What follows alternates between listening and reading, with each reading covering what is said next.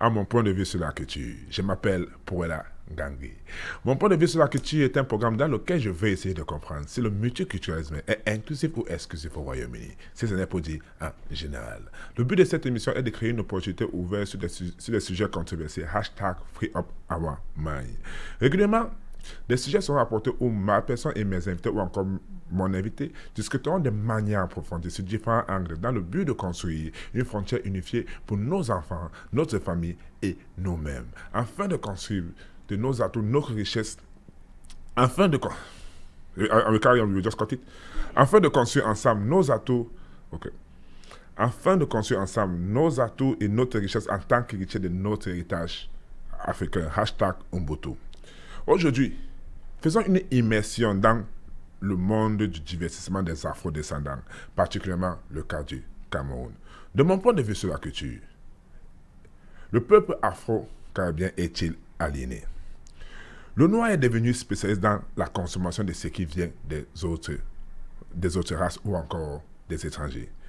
Par contre, le noir est devenu moralisateur de la critique de ce qui vient de leur culture. Pour partager son point de vue, j'ai l'immense honneur d'accueillir Christian Nang Enama, expert en audiovisuel et critique d'art et mélomane. Bienvenue, monsieur Enama. Bonsoir, bienvenue. Merci pour l'invitation. C'est un plaisir, c'est un immense plaisir pour nous de vous avoir. Aujourd'hui, c'est une édition spéciale où vous avez juste fini l'événement par rapport au climat COP26. Oui. Vous venez du Cameroun et vous avez fait l'honneur de venir partager votre point de vue sur mon point de vue sur la culture avec nous. Quelles sont vos impressions par rapport à être ici dans le studio de Jambo Radio? Bon, déjà, pour moi, c'est un immense honneur d'être ici présent. À ma grande surprise, j'ai découvert une communauté camerounaise assez unie et qui a des projets novateurs, des projets pour l'avenir. Et Jambo Radio s'inscrit dans ce sillage-là, des grandes structures qui ont une visée lointaine. Et l'Afrique a besoin de ce genre de tremplin parce que tous ceux qui sont construits à long terme ont pensé grand, ont pensé loin et ont su anticiper parce que le monde va vite. Donc, je suis content d'être là. Plaisir partagé. Entrons directement sur le sujet. Qui est Christian Nang Enama? Bon, Christian Nang Enama est un jeune Camerounais, amoureux de la culture, amoureux de tout ce qui est chaud. C'est la raison pour laquelle, ayant fait des études en histoire, j'ai émigré par amour dans l'audiovisuel, où j'ai commencé par la réalisation, et puis après le montage audio-vidéo, et la caméra. Et puis, je suis aussi un amoureux de l'art. Art comme sport. Art comme sport déjà, je suis une ceinture noire en karaté et j'ai pratiqué beaucoup de sport. Art comme culture, parce qu'au Cameroun, j'ai eu à danser. J'ai été aux événements de Guinness Cameroun pour la Coupe du Cameroun, dans des groupes de danse avec Aïs Loduc. J'ai été à UCB à l'époque en 1994, donc j'ai dansé aussi. J'étais dans beaucoup de shows au pays. Donc vraiment, c'est mon monde, c'est mon domaine. C'est ma vie. Non, en fait, je me permets de rire parce que sur votre description, vous avez précisé critique d'art et mélomane. Et vous écoutez parler de votre expérience professionnelle, académique, plus. Mais en même temps, revenons au sujet où nous parlons du monde du divertissement des afro-descendants. Et je crois que vous allez partager vos opinions avec notre public. Donc, pourquoi la musique africaine est plus aimée dans le divertissement, mais peut recommencer? Pourquoi la musique afro-descendante est plus aimée dans le divertissement? Nous avons la musique africaine qui est célébrée partout dans le monde, mais quand il s'agit de récompenses internationales, nous ne sommes presque pas reconnus ou bien presque pas acceptés en notre temps. Pourquoi, selon vous? Moi, j'appelle ça hashtag Free Up Our Mind. Qu'en pensez-vous?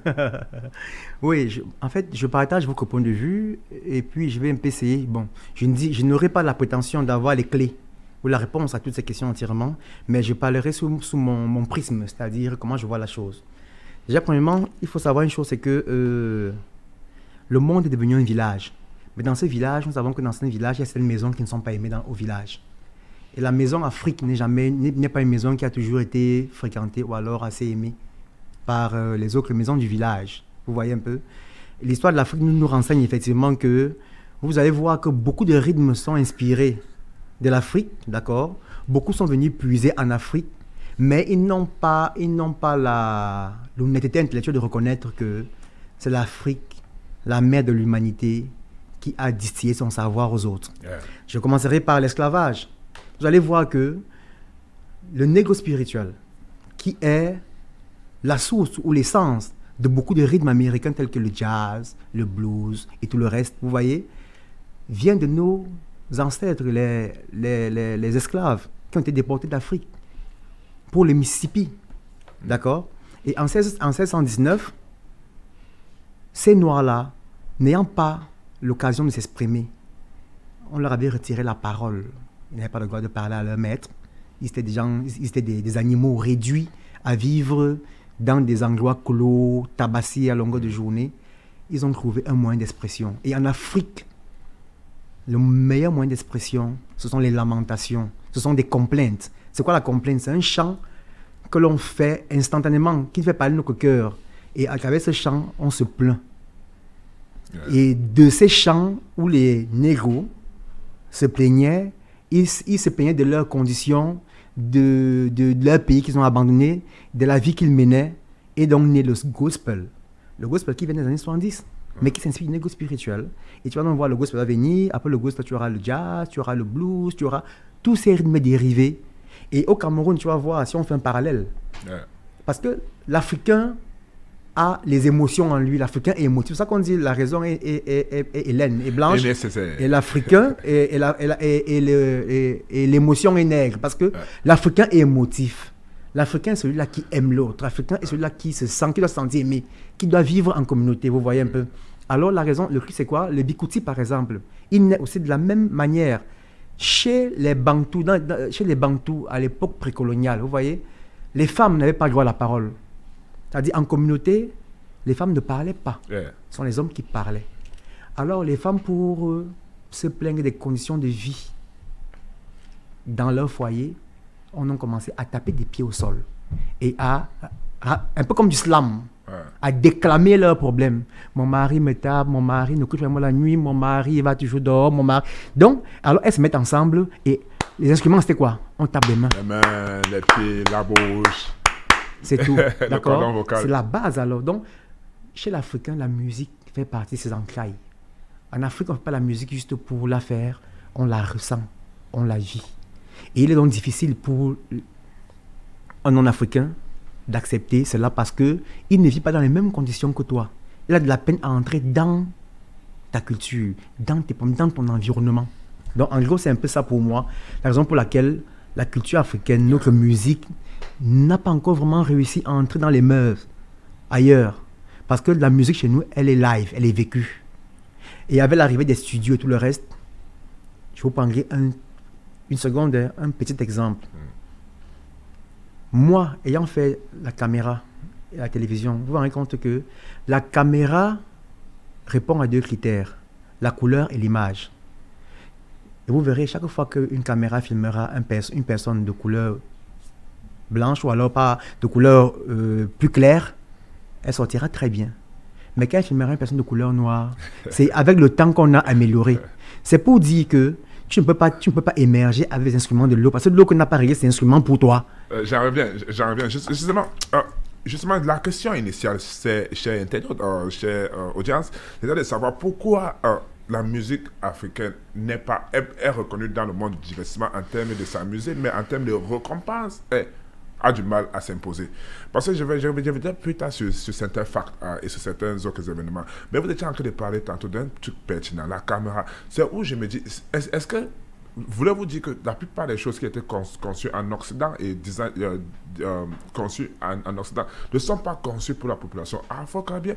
Je prenais un peu l'exemple de iPhone. Il m'est arrivé avec certains de mes auditeurs, ils étaient en train de parler, et ils m'ont dit que l'écran tactile du iPhone n'est pas design, n'est pas construit pour être compatible avec les mains des Africains, parce que nous avons des gros doigts. Et vous en train de décrier ce genre de racisme institutionnel parce que quand vous parlez de la caméra ne reconnaît pas, la caméra n'est pas faite pour avoir une belle image de nous, en tant que noir. Mais par contre, elle peut améliorer. Pensez-vous que c'est une certaine forme de hashtag nonsense ou c'est un autre free of our mind? Je ne serai pas violent dans les mots. Ah. Je ne parlerai pas de racisme. Parce que le racisme, c'est une époque qu'on veut bien oublier. Yeah. Il faut avancer. Il ne faut pas être toujours des nostalgiques, toujours revenir à pleurer. Non, qu'est-ce qu'on fait pour avancer? Il y a une chose que j'ai apprise dans la vie, c'est que chaque fois que vous laisserez l'autre faire des choses pour vous à votre place, il ne fera pas comme vous les voulez. Il est temps que l'Africain s'approprie la technologie. Il est temps que l'Africain commence à faire des choses pour lui. Je prends un cas simple, Yes. au Cameroun simplement. Vous remarquerez, au Cameroun, on a eu un grand guitariste appelé Zanzibar, Yes. paix à son âme. Faire son avis. Comment Zanzibar a réussi à devenir l'un des meilleurs guitaristes au monde? La petite histoire nous renseigne que Zanzibar, dans ses débuts, quand il commence un peu à toucher à la guitare, il fait la rencontre d'un célèbre artiste camerounais de Bikouti qu'on appelait Messi Martin, qui est aussi le père spirituel de Amapiro. Yeah. Messi Martin lui jouait bien au balafon, les menzans. Parce que le balafon n'est pas un mot n'est pas le terme approprié pour parler de l'instrument qu'on appelle menzan. C'est ce xylophone-là il y a deux baguettes et puis on tape dessus. Voilà. Et alors, comment est-ce qu'on fait ressortir le son du balafon? En mettant des calebasses en dessous. Ça, c'est l'Africain qui conçoit son son tel quel. Parce que le son, la musique est un assemblage de sons. Et il faut que le son réponde à ta voix, à ta culture, à ton expression. Alors, Messi Martin a compris que entre la calebasse du bas et les lamelles de bois en haut, il mettait des éponges. Et l'éponge apportait un son plus aigu. Alors, qu'est-ce que Messi Martin a fait? En apprenant à Zanzibar, quand il écoutait Zanzibar jouer, il jouait très bien. Mais il lui a dit, je veux que tu règles ta caméra selon toi. Alors, il lui a appris à mettre des petites éponges entre les cordes de la guitare et le caisson de guitare. Et son son était toujours impeccable. Parce qu'il a adapté la guitare à son contexte. Il faut que l'Africain apprenne à aller prendre chez les autres et à adapter à son contexte. Si on veut exister. Parce que qu'est-ce qu'on apporte nous au rendez-vous des cultures? Nous apportons énormément, mais nous sommes les premiers à dénigrer notre culture. Justement, revenons plus essayons de parler plutôt de la musique camerounaise en ce moment. Vous avez parlé des créateurs de la musique camerounaise, des Zanzibar et comme ça. Nous avons les Têtes Brûlées, ils sont plusieurs, les Coachis François, paix à son âme. Mais quand je parle, le titre c'est parlons du monde du divertissement afro. Mais plus tard, est-ce que la musique camerounaise, est-ce que la musique africaine, bon, parlons de la musique camerounaise à l'échelle, par exemple, africaine. Quelle est la contribution de la musique camerounaise à l'échelle africaine depuis les débuts, depuis les 60 dernières années? Bon, déjà, j'aimerais vous dire qu'ayant voyagé beaucoup en Afrique, j'ai été sidéré de me rendre compte, bon ça c'est il y a cela 10 ans, que les seules musiques camerounaises qui étaient jouées à l'étranger, il y a cela 10 ans dans les boîtes de nuit, dans d'autres pays en Afrique, c'était petits pays qui revenaient presque toujours. Parce que c'était l'un des rares qui arrivait à s'exporter. Les autres musiques n'étaient pas acceptées. Vous savez, avec l'arrivée des nouveaux instruments dans les studios, tels que les synthétiseurs de voix et tout le reste, il faut pouvoir adapter sa musique à ce que la clientèle demande. Parce que le client est roi. C'est le client qui demande ainsi des musiques. Et il faut travailler, il faut performer, il faut se mettre au niveau des autres. D'accord? Mais au jour d'aujourd'hui, les choses ont beaucoup changé parce que nous avons l'arrivée des Lady Ponce, des Mani Bella, des Coco Argenté, nous avons l'arrivée des ténors dans la musique, nous avons l'arrivée de Mr. Léo, nous avons Magasco, nous avons Bacardi, nous avons X-Malaya, qui ont apporté notre vision. La preuve, c'est que X-Malaya ont été invités à l'ouverture de la Cannes au Gabon, à dire l'ouverture. Donc, c'est déjà ça en fait, vous voyez un peu. Donc, notre musique, de plus en plus, elle ne s'adapte pas au contexte africain, mais aux critères arrêté par les autres. On nous sort déjà de notre culture. Mais parce qu'il fallait faire ce que les autres veulent que nous fassions. C'est où j'en reviens sur... C'est où je voulais que vous coupez plutôt, mais merci de m'avoir relancé dans certaines mesures, où je me disais, le client est roi. Justement, nous avons des artistes, ou bien des artistes qui ont osé imposer la musique à la clientèle qui n'aimait pas. Exemple, le rap n'est pas venu... je peux me tromper, c'est où nous sommes en train de tous apprendre. Je crois que le rap n'a pas été bien accepté au début par la population, mais finalement c'est imposé. Si je prends par exemple l'histoire de McDonald's, des fast-food, de la consommation rapide, Dans les années 80, c'était difficile à être accepté par la population. Mais de nos jours, c'est devenu une tendance. Mais ne croyez-vous pas que c'est le manque de créativité, de persévérance de la musique africaine qui fait en sorte que nous ne pouvons pas imposer notre rythme au lieu de s'assimiler à ce qui est proposé? Parce que l'Afrique est riche en culture. Vu comme ça, je ne pense pas. Ah. Je ne pense pas que ce soit cela, effectivement. Parce que chaque culture, chaque société a ses critères. Chaque société a ses canons, a ses voix, a ce qu'ils acceptent, a ses us et coutumes, a ce qu'elle accepte et a ce qu'elle n'accepte pas, d'accord? Et puis, c'est pour ça que parfois certains rythmes ont eu de la peine à entrer dans nos cultures. Le rap, par exemple, le rap avait une étiquette. L'étiquette du rappeur, c'était le mauvais garçon. C'était celui qui prenait de la glauque. C'était celui qui n'avait pas de message réel, mais plutôt qui clamait une révolution. Vous voyez un peu. Donc, nous, en Afrique, le problème que nous avons, c'est un problème d'étiquette. Quelle étiquette est-ce qu'on met derrière un programme? Quelle étiquette est-ce qu'on met derrière une musique?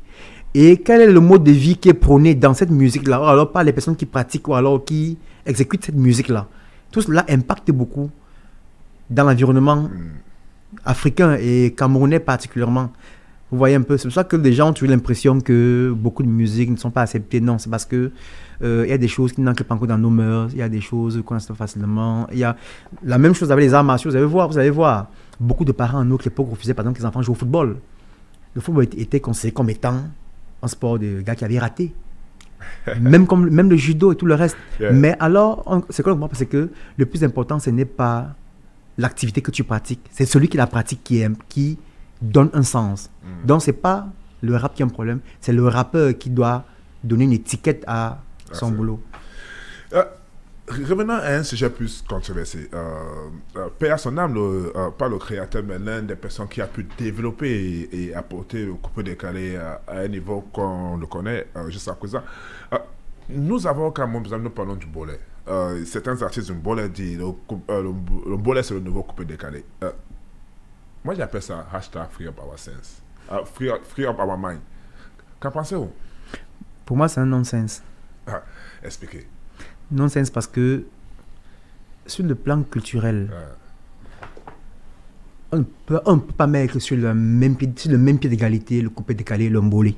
Bon. C'est vrai que le coupé décalé a eu la chance d'avoir un artiste comme Arafat qui l'a vendu bien haut et bien fort. Yes. Doug Saga qui a mis le coupé à un niveau. Arafat est venu le créateur. Doug Saga, le créateur. Arafat est venu propulser le mouvement parce que Arafat a apporté un autre esprit. Le clash a mis en exergue le coupé décalé et l'État a accompagné le mouvement à travers Ahmed Bakayoko, paix à son âme, ministre de la Culture ivoirienne, qui a mis beaucoup de fonds pour que le coupé décalé prenne son envol. Le coupé décalé n'est pas une musique à proprement parler. Ou alors c'est une musique, mais elle s'inspire. Par exemple, quand vous écoutez Arafat, il vous dit il s'est inspiré des DJ. D'accord? Il a beaucoup écouté la musique congolaise. Vous voyez un peu. Donc c'est une musique, c'est un style qui est inspiré par d'autres styles et c'est un style pour le show. Simplement. Par contre, moi, en Côte d'Ivoire, je mettrais sur le même pied d'égalité le zouglo et le mbolé. Pourquoi? On dit les plus grandes idées naissent des plus grandes frustrations et des plus grandes blessures. Le zouglo, c'est l'époque de la guerre en Côte d'Ivoire. Écoutez les messages du zouglo. Écoutez Espoir 2000, écoutez Prince Yodé, écoutez les Magic System. Le message, c'est le cœur qui parle. D'accord?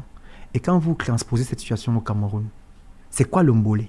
Non, c'est où avant qu'on arrive au Cameroun, on n'a pas de mbolé parce que nous allons plus en parler en profondeur. Justement, vous avez pris le zougolo au lieu du coupé décalé. Direz-vous que le coupé décalé fait de la distraction? À chacun son style. Moi, par exemple, je suis plus zouglo quand je veux avoir un message ou alors quand je veux être calme. Mais quand je fais mon sport, je suis plus coupé décalé. Chaque musique a son fan, c'est-à-dire sa zone de confort. Chaque musique a des gens qui l'acceptent, d'accord? Et en fonction de ce que tu veux faire. Le coupé décalé, c'est une musique de show, c'est pour danser, c'est pour rire, c'est pour ambiancer, pour faire du sport, c'est pour... Alors que le Zouglou, c'est un peu plus sentimental, c'est un peu plus affectif, c'est un peu plus... c'est fort. Espoir 2000 et Oui, plusieurs. c'est fort. Justement, quand les artistes tels que Petit Boza, Petit Malo, Avero Jazz, certains d'entre eux, c'est me trompe, a dit le Mbolé c'est le nouveau coupé décalé. Mais direz-vous qu'ils sont en train de faire une erreur de rythme, une erreur musicale en comparant le Mbolé au coupé décalé au lieu de le comparer par exemple au Zouglou? Non, c'est pas... En fait, dire que c'est une erreur, ce serait une prétention de ma part, d'accord? Ce que je voudrais dire, c'est quoi? C'est que, en fait, ils parlent du Mbolé comme nouveau coupé décalé dans le sens où c'est une musique qui va faire fort, d'accord? Une musique... En fait, ils aimeraient que cette musique puisse se vendre comme le coupé décalé, que cette musique aille plus loin. Vous voyez, parce que ce qui est parce que le coupé décalé a beaucoup... Arafat a travers la Chine a eu beaucoup de fans, vous voyez un peu. Donc, c'est un peu ça. Donc, le coupé décalé, si on dit que le Mbolé c'est le nouveau coupé décalé, c'est parce qu'en fait, ils aimeraient avoir la portée du coupé décalé. D'accord? Toucher les jeunes. Parce que le Mbolé aussi, c'est un rythme dansant, quoi qu'on dise. Le Mbolé, c'est un rythme du show. D'accord? Yeah. Mais alors, ça dépend de ce que tu veux puiser dans une musique.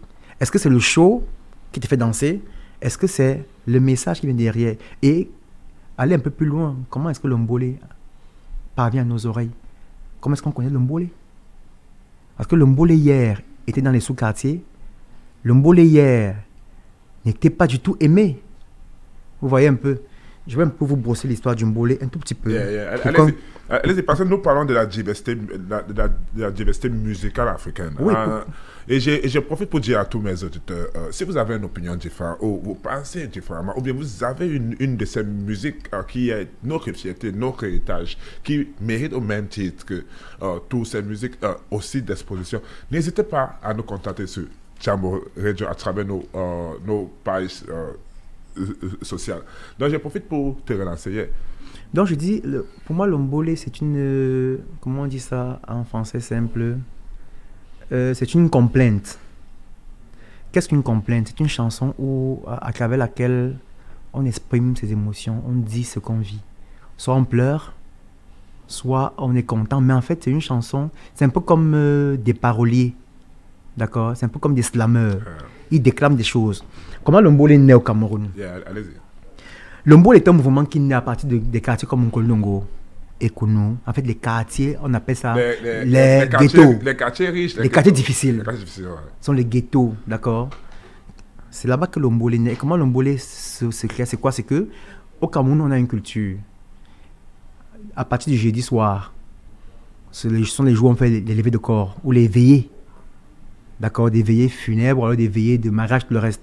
Alors, les Mboléeurs, alors les petits qui ont commencé à créer ce système, parce que c'est un système le Mbolé. Okay, c'est ça qu'on dit dans le même système, comme Joël Lafleur dit, dans le même système, d'accord? Il y a des systèmes, donc les gars ont créé leur système, ils ont créé leur voie. Nous vivons mal, on n'a pas de boulot, on meurt de faim. La société ne nous regarde pas, comment on peut faire pour vivre? Alors qu'est-ce qu'on commence à faire? On fait la talakou. Bon, voulez-vous dire que le Mbolé et le Zouglou sont nés dans la même lancée, tel que vous avez parlé plutôt de la négro-spiritualité. Voulez-vous dire que c'est toujours cette négro-spiritualité qui inspire la nouvelle génération? Oui. Bon, c'est pas dans le même sillage, d'accord, mais c'est un peu le même esprit. C'est-à-dire, à travers les grandes frustrations, les grandes colères, quelque chose de beau germe, d'accord? Exprimez le Mbolé. Donc, revenons sur le Mbolé. Je disais que ces jeunes garçons qui n'avaient pas de quoi manger, qui étaient dans les quartiers défavorisés, commencent donc à s'inviter eux-mêmes aux veillées. Et le Mbolé, à la base, n'a aucun instrument. Le Mbolé se joue des mains. On fait un peu de Mbolé. Tu réponds. Oh oui, c'est merveilleux. Ici à Glasgow, oh oui, c'est merveilleux. Ici à Glasgow, oh oui, c'est merveilleux. Il y a Jambo Radio, oh oui, c'est merveilleux. Avec son patron, oh oui, c'est merveilleux. Il s'appelle Georges, oh oui, c'est merveilleux. Michel travaille dedans, oh oui, c'est merveilleux. Zéna travaille dedans, oh oui, c'est merveilleux.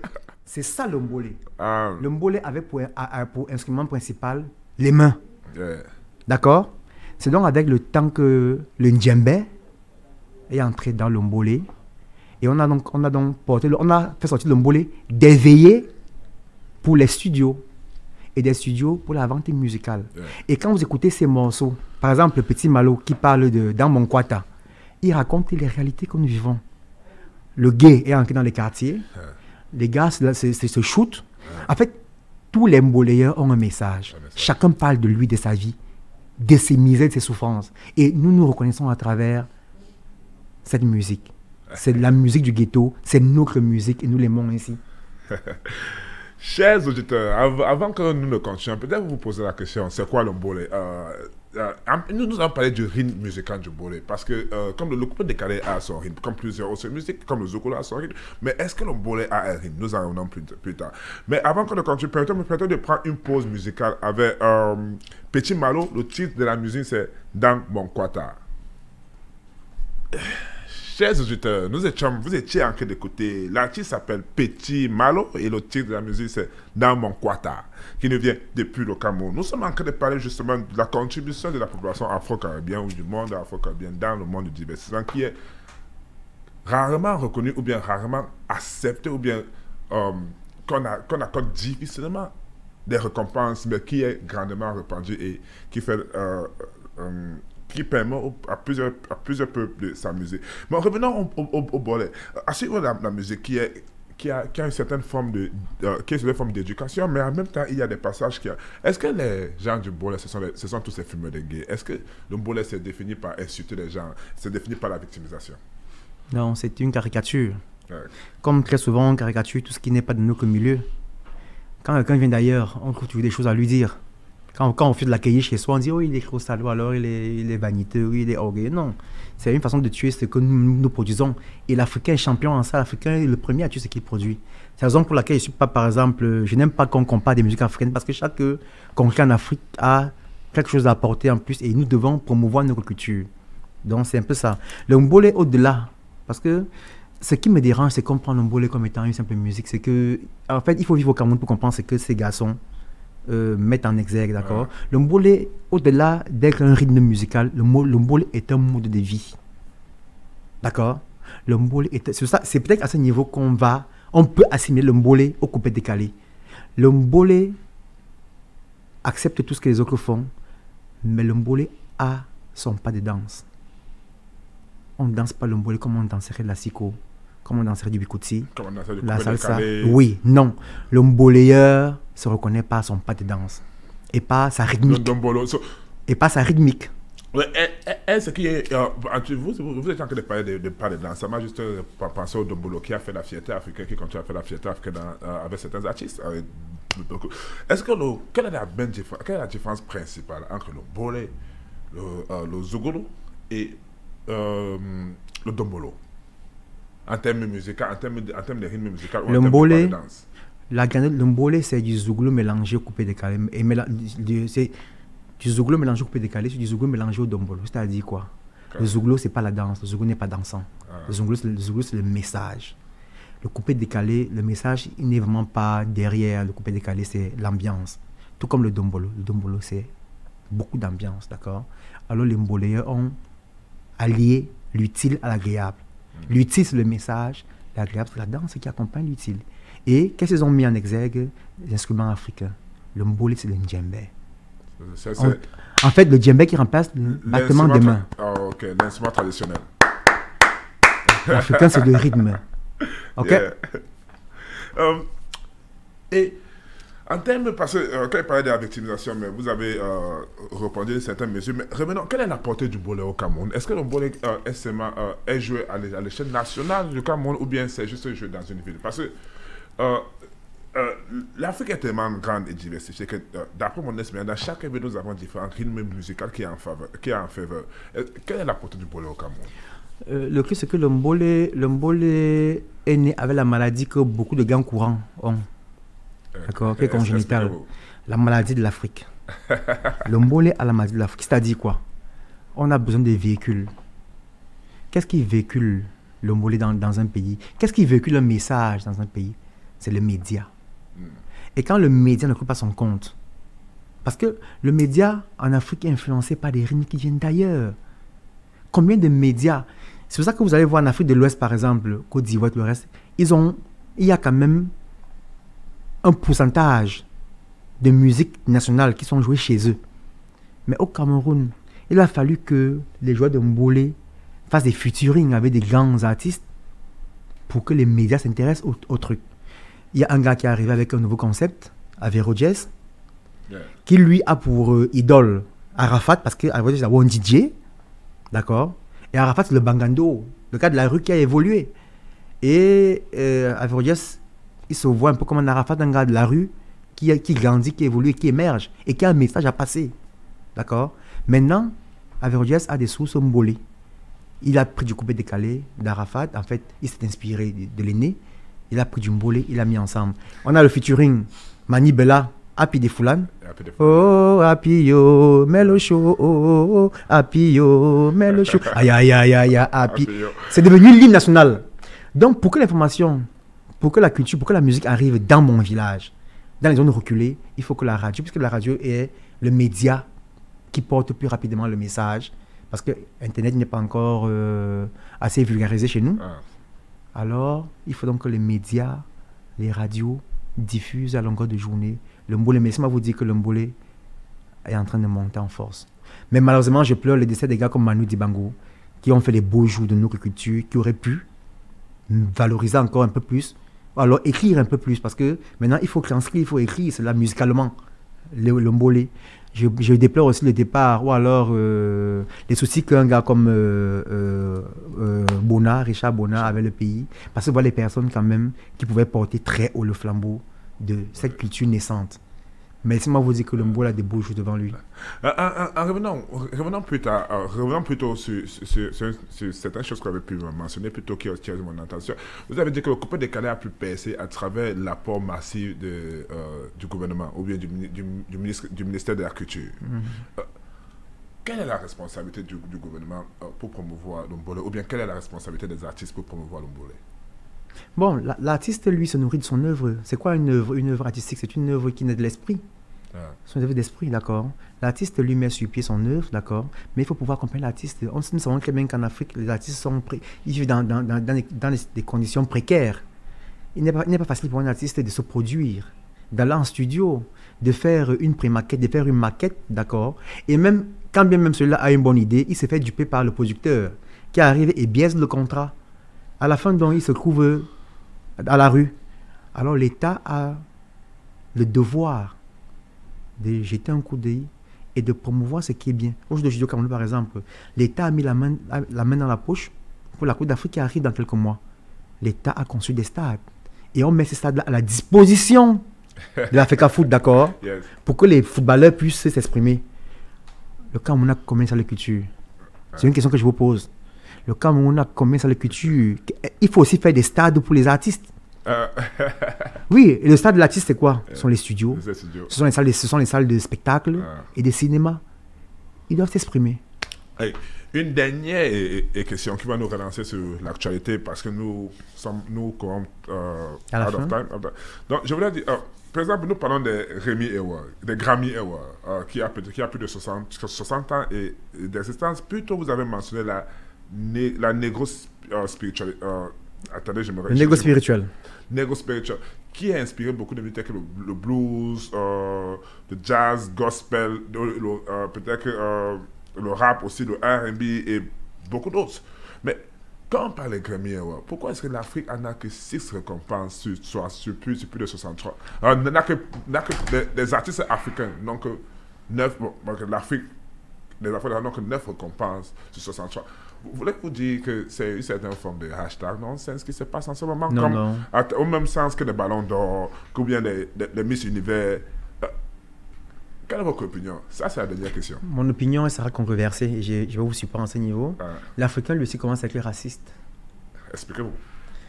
Clairement, parce que quand on dit qu'il n'y a que 9 Africains qui ont pris les Grammy Awards, je vous dirais que c'est faux. Pourquoi est-ce que c'est faux? Parce qu'aujourd'hui, on pense que l'Africain, c'est celui qui vit en Afrique, ou alors c'est celui qui a gardé sa nationalité africaine. Laissez-moi vous dire que Beyoncé, ils ont des origines africaines.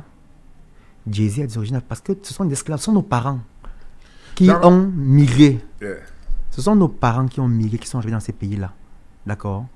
Et qui ont donné naissance à nos frères et nos sœurs qui s'y trouvent. Ils représentent quelque part l'Afrique. Et à travers le mouvement Art Jammers, prôné par Jello Ava et les institutions américaines, beaucoup de nos frères, Eddie Murphy, il a retrouvé ses origines camerounaises, de Nangue Boko. Mike Tyson, idem. La preuve, c'est que ces joueurs, Francis Ngannou, travaillent avec Mike Tyson. Ils sont tous africains. Ok? Maintenant, est-ce que pour nous, l'Africain, c'est celui qui vient d'Afrique? Alors pour nous, l'Africain, c'est celui qui est parti de chez nous, qu'on a de force. Parce qu'ils sont allés là-bas, pas parce qu'ils voulaient. De force, et qui ont émergé. Moi, je pense qu'il faut juste qu'il y ait un retour aux sources et qu'il y ait une fusion.